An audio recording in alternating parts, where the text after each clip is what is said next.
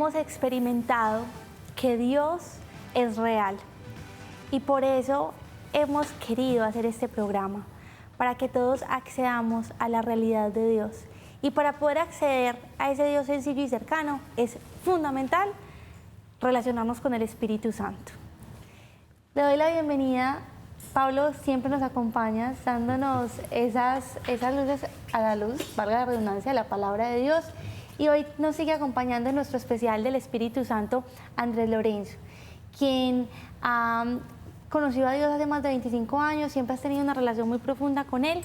Pero el tema que hoy queremos hablar es el Espíritu Santo con la iglesia. Ya sabemos quién es el Espíritu Santo, cómo opera en la vida del creyente, y hoy vamos a hablar de la iglesia más que como institución o jerarquía, como el cuerpo de Cristo. ¿Qué pasa, Andrés Lorenzo, cuando como iglesia tenemos muchas prácticas, devociones, pero no tenemos un real encuentro con el Espíritu Santo? Una sencilla palabra y una respuesta concreta. No hay edificación de la iglesia. Y en el capítulo pasado, que le invito a todos que compartamos y que lo veamos, estoy haciendo la cuñita, no es publicidad política pagada, Pablo habla de una cosa, poder, pero esa palabra de pronto quedó muy genérica. ¿Es poder para qué? No es el poder político, no es el poder del mundo, y es poder para edificar la iglesia. Entonces ahí quería conectar la palabra poder, porque el Señor nos da poder y para edificar la iglesia. Y no solo esto, sino que hay un mandato claro, y es un mandato evangélico, es un consejo evangélico, donde Pablo nos dice, aspirad, desead, ambicionad.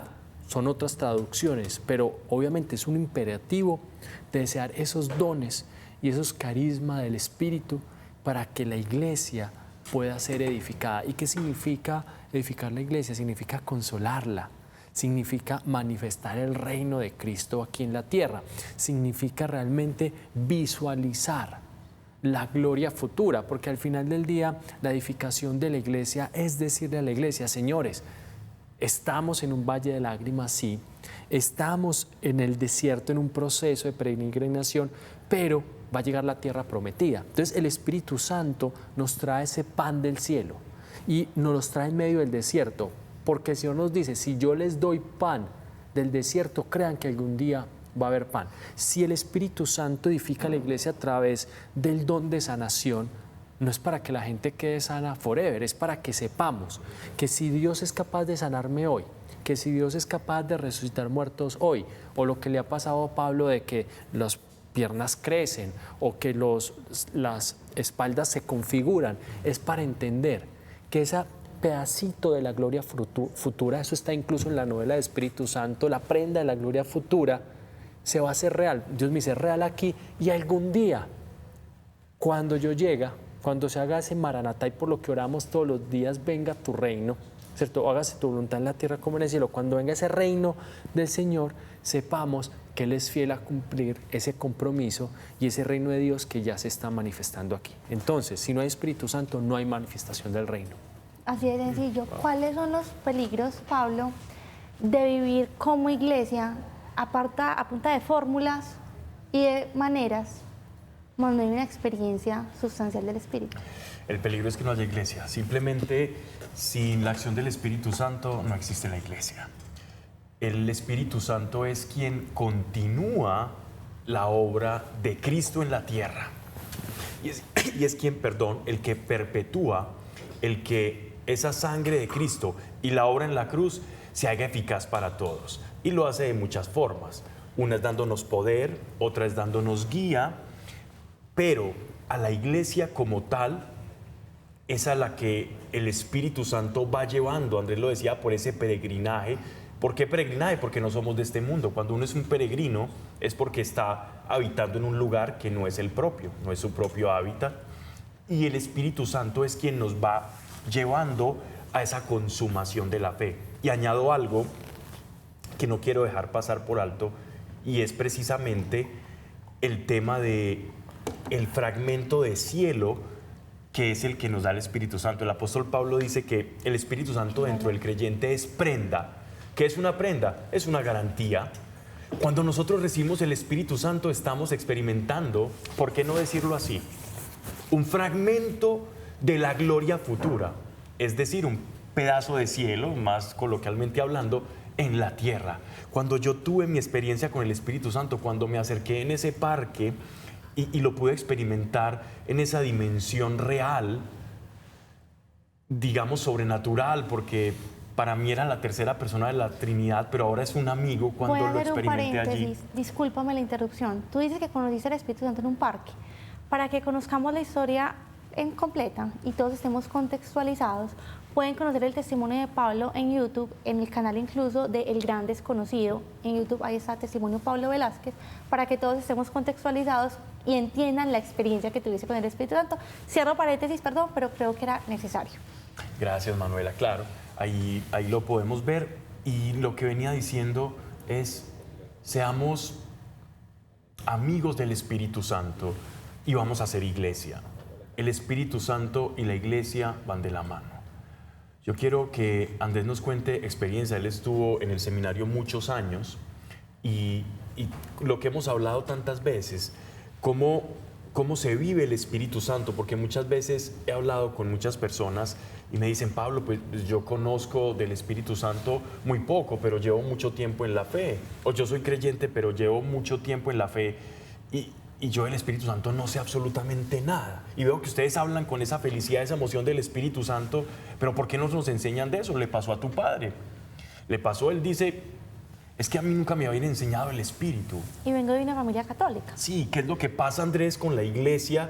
¿Por qué el Espíritu Santo es lamentablemente el gran desconocido? ¿Qué tenemos que hacer para despertar a que sea el gran conocido? Porque si en el Espíritu Santo no hay iglesia, ¿qué estamos jugando? ¿Qué rol como iglesia estamos desempeñando? Los que evangelizamos, los que hemos conocido su poder, ¿qué es lo que tenemos que hacer? ¿Qué estamos haciendo? ¿Por qué ocurre eso? Bueno, es algo que me he preguntado muchas veces. No sé si tengo la respuesta precisa o perfecta, pero sí he detectado algunas tendencias de por qué el Espíritu no se manifiesta.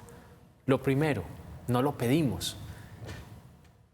Nuestro Padre es muy claro en su palabra y nos lo enseña a través de Jesús, de nuestro Señor, donde Él nos dice, cuánto más el Padre de los cielos no le dará el Espíritu a aquel que se lo pida. Entonces, primero hay que pedir, pero después para pedir hay que creer, porque nadie pide en lo que no cree. Voy a poner un ejemplo porque quiero hacerlo muy sencillo. Si yo sé o creo que Pablo no me puede prestar 10 millones de pesos, yo digo, no, eso es mucha plata, eso no es para mí, pues yo no le pido. Y de pronto Pablo está pensando, ese Andrés, ¿por qué no me pide milloncitos de pesos para yo regalarle? Lo mismo pasa con el Espíritu Santo. Nos enseñaron una especie de santidad que es un camino casi que inalcanzable, que solamente es para las personas muy buenas. Nos enseñaron que prácticamente los santos de los altares son santos porque son personas muy diferentes, donde uno no se puede identificar a ellas, que hacen cosas muy maravillosas. Entonces pensamos que el Espíritu Santo es para los santos.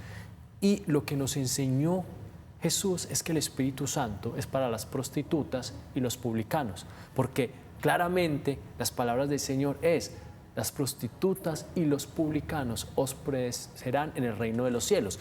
Y cuando Él manifestaba el Espíritu Santo, cuando los apóstoles incluso fueron ungidos en su primera unción para hacer milagros, no eran ni buenos ni santos ni tenían toda la respuesta. Entonces pensamos que la acción del Espíritu Santo es para los que estudian teología, para los que son sacerdotes, y no creemos que Dios nos puede dar esa prenda, no creemos que nos puede dar porque pensamos que necesitamos ser muy buenos y no entendemos el concepto de gracia. No es por nuestros méritos, es por los méritos de Él.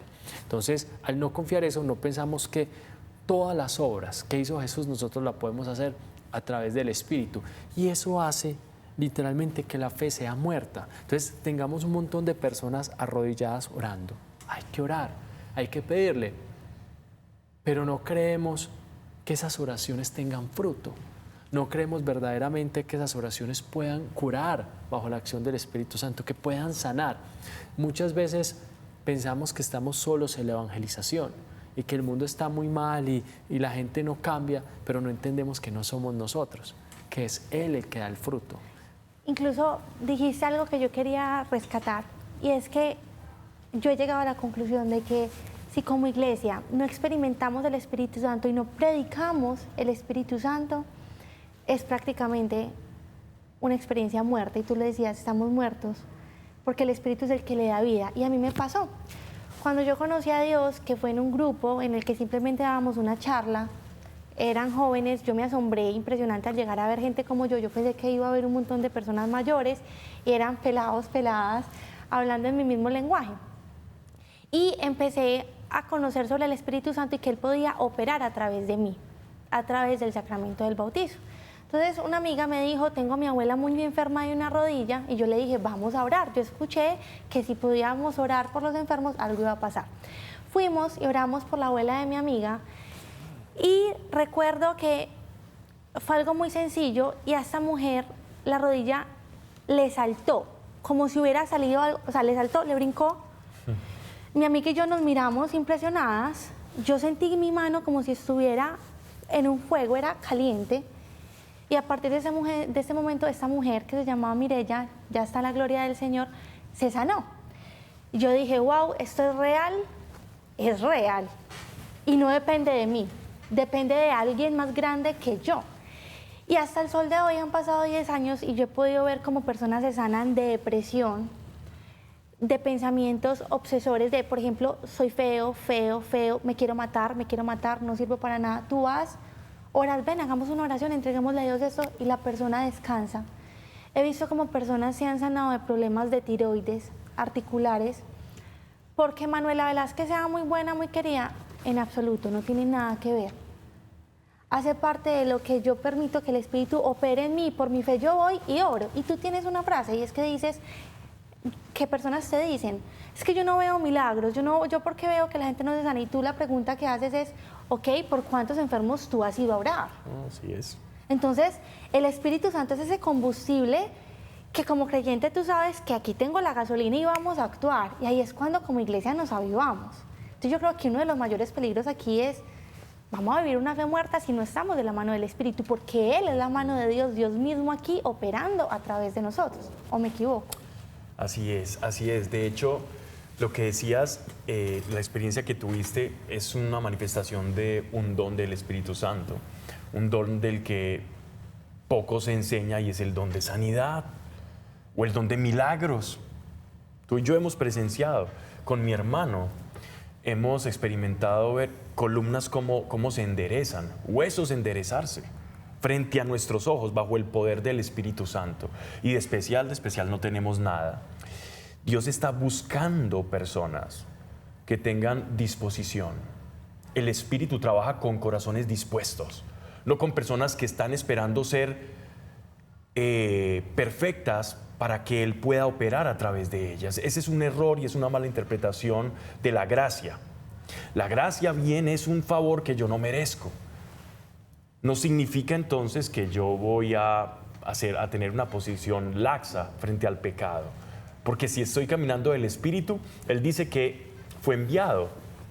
Dice el Señor que fue enviado para convencernos de juicio y de justicia y pecado.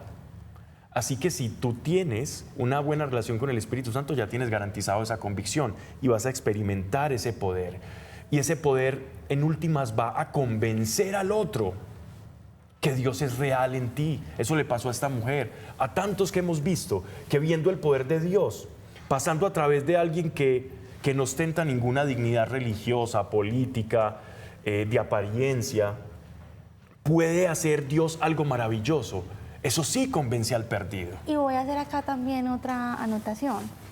Muchas veces me encuentro con padres desesperados que dicen, mi hijo ya no cree, mi hijo ya no va a la iglesia. Yo te quiero hacer una pregunta, ¿qué ejemplo de fe viva das tú para que tu hijo crea? Porque si tu hijo ve signos, si tu hijo ve que tú tienes una fe sólida, esa fe también se va a transmitir de generación en generación, pero porque hay una experiencia real. Los jóvenes estamos cansados, para ser muy honesta, estamos cansados de ver una fe que va simplemente a las formas, a un manual. Y cuando nos encontramos que hay un Dios que realmente opera, tenemos tanta hambre de ese Dios, que ahí queremos estar. Y eso fue lo que me pasó a mí.